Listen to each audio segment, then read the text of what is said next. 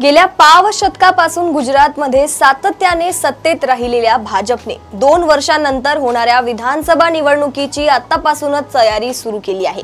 पुढच्या निवडणुकीतही विजय आपलाच व्हावा या जिद्दीने कामाला लागलेल्या भाजपने पुन्हा एकदा धक्का तंत्राचा वापर करीत गुजरातच्या सगळ्याच म्हणजे 16 मंत्र्यांना राजीनामा देण्याचे निर्देश दिले।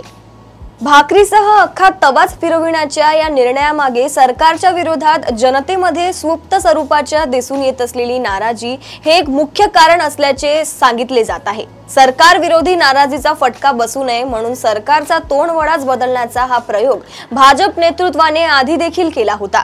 मागच्या विधानसभा निवडणुकीपूर्वी तेव्हाचे मुख्यमंत्री विजय रूपानी यांना पक्ष नेतृत्वाने राजीनामा देण्यास सांगितले होते आणि त्यानंतर भूपेंद्र पटेल यांच्या नेतृत्वाखाली नव्या मंत्रिमंडळाचे गठन करण्यात आले। भूपेंद्र पटेल यांच्या नेतृत्वाखाली विधानसभा निवडणूक लढविणाऱ्या भाजपने मागच्या निवडणुकीत अगदी ऐतिहासिक म्हणावी अशी कामगिरी केली होती।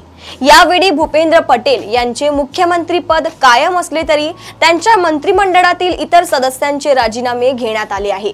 नवे मंत्रिमंडळ गठीत करताना विद्यमान मंत्र्यांपैकी किमान निम्म्या लोकांच्या हाती नारळ दिला जाऊ शकतो। त्यांच्या जागी जातीची समीकरणे लक्षात घेऊन त्या समाजाच्या नेत्यांना मंत्रिमंडळात स्थान मिळण्याची शक्यता आहे। एकेकाळी भाजपच्या नाकात दम आणणाऱ्या परंतु नंतर व्हाया काँग्रेस भाजपमध्ये सामील झालेल्या हार्दिक पटेल यांच्या सोबतच अल्पेश ठाकूर यांचाही मंत्रिमंडळात समावेश होण्याची शक्यता वर्तविली जात आहे। काँग्रेसमधूनच आलेल्या अर्जुन मोढावाडिया यांचीही मंत्रिमंडळात वर्णी लागू शकते।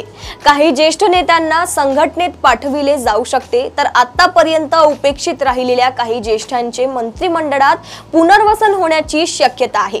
एकूणच भाकरीसह तवा फिरवून भाजप नेतृत्वाने पुढच्या निवडणुकीची आतापासूनच नांदी दिल्याचे दिसत आहे।